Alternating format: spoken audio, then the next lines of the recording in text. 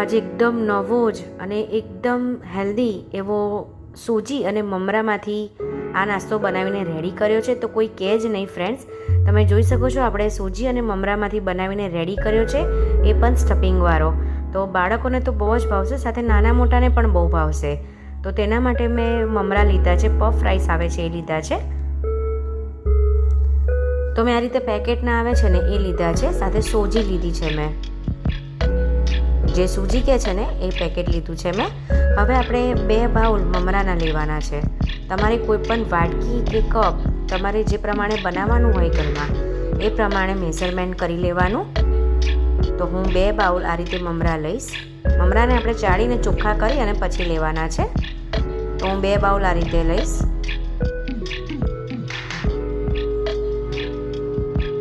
આ છે ને એકદમ નવી જાત અને એકદમ હેલ્ધી આપણે નાસ્તો બનાવીને રેડી કરવાના છે. સાથે મેં 1 બાઉલ સોજી લીધી છે.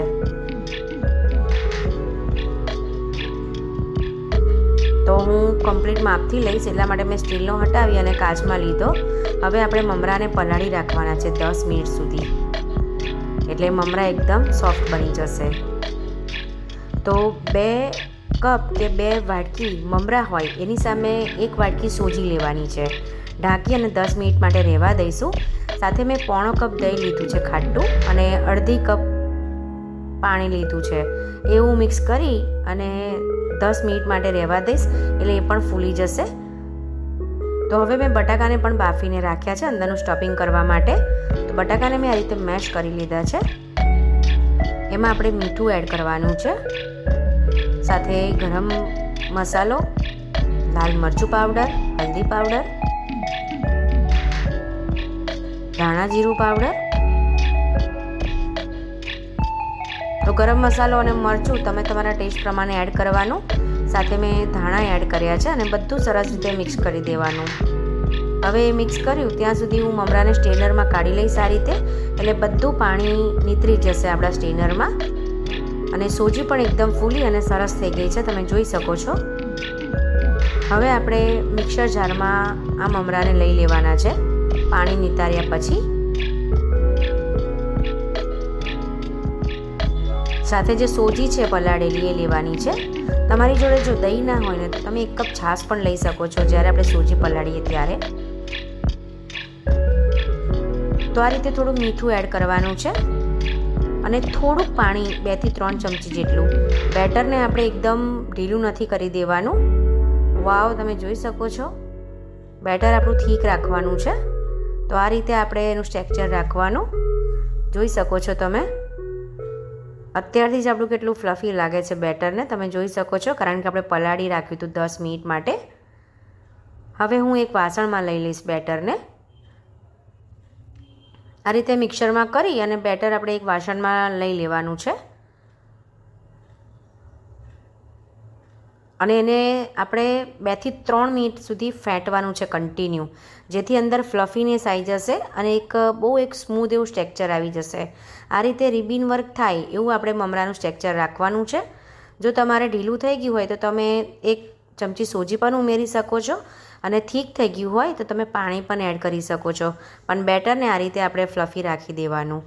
હવે મેં બટાકાની આ રીતે ટિક્કી બનાવી દીધી છે, બોલ્સવાળી, અને ટિક્કી બનાવી દેવાની. જે અંદરનું સ્ટફિંગ છે એ આપણે અત્યારે રેડી કર્યું છે.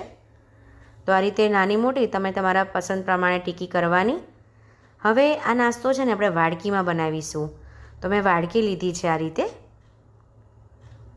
અને હું ગ્રીસ કરી લઈશ ઓઇલથી વાડકીને.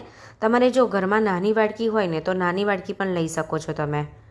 એલ્યુમિનિયમની હોય તો એ પણ લઈ શકો છો.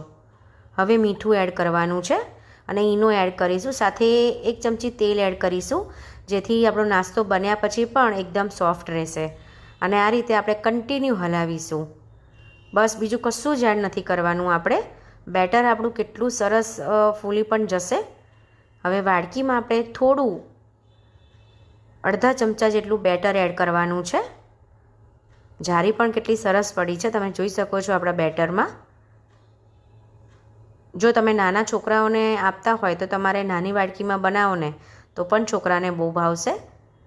હવે ટિક્કી બનાવીને એ એડ કરવાની છે. પ્રેસ નથી કરવાની, આપણે આ રીતે ખાલી મૂકી જ દેવાની છે.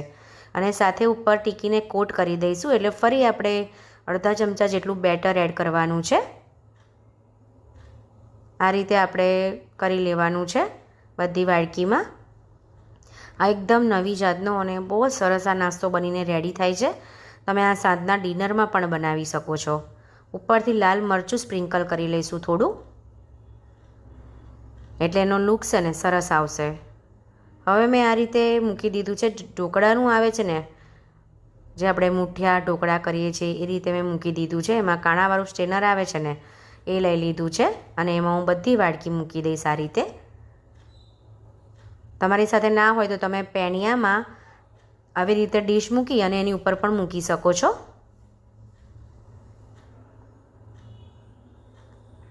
તો મેં સ્ટીમરને પહેલેથી ગરમ થવા મૂકી દીધું હતું.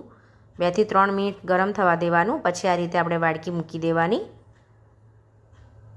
હવે એને આપણે ઢાંકી દઈશું અને ઢાંકીને 10 થી 12 મિનિટ માટે રાખવાનું છે. તો 12 મિનિટ થઈ ગઈ છે. તમે જોઈ શકો છો આપણું ફૂલી અને બહુ ફાઇન નાસ્તો બનીને રેડી થયો છે. નાઇફથી ચેક કરીશું. મેં નાઇફથી ચેક કર્યું, તમે જોઈ શકો છો બેટર આપણું કેટલું સરસ હતું ને, એટલે એકદમ ફ્લફી પણ હતું. એટલે આપણો નાસ્તો એકદમ સોફ્ટ બનીને રેડી થયો છે. હવે એને ઠંડો થવા દઈશું, પછી ડીમોલ્ડ કરવાનું છે. વાડકી બધી ઠંડી થાય ને પછી આપણે ડીમોલ્ડ કરવાની છે. તો આ રીતે નાઇફથી બધી સાઈડથી આ રીતે આપણે કરી લેવાનું.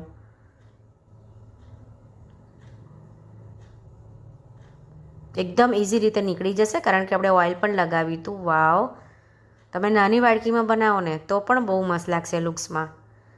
કેટલો સોફ્ટ થયો છે અને સોજી અને મમરા છે એટલે હેલ્ધી પણ છે. હવે આ રીતે કટ કરી લઈશું. બેટરની અંદર આપણે સ્ટફિંગ ભર્યું છે એટલે એકદમ ધીમે કટ કરવાનું. વાવ, તમે જોઈ શકો છો આપણું સ્ટફિંગ અંદરનું કેટલું સરસ લાગે છે અને ખાવામાં તો બહુ જ ટેસ્ટી લાગશે. તો તમે આમ પણ ચટણી સાથે ખાઈ શકો છો. અને જો તમારે વધારે મસાલાવાળું ખાવું હોય ને તો પેનમાં તમે તેલ મૂકી અને શેકી પણ શકો છો આ નાસ્તાને, રાઈ અને જીરું મૂકીને, તો પણ બહુ ફાઇન લાગશે. અને ચટણી સાથે ખાવાનું હોય તો ચટણી પણ ખાઈ શકો છો. તો જરૂરથી ટ્રાય કરજો. Thank you for watching friends. Thank you so much. Thank you friends.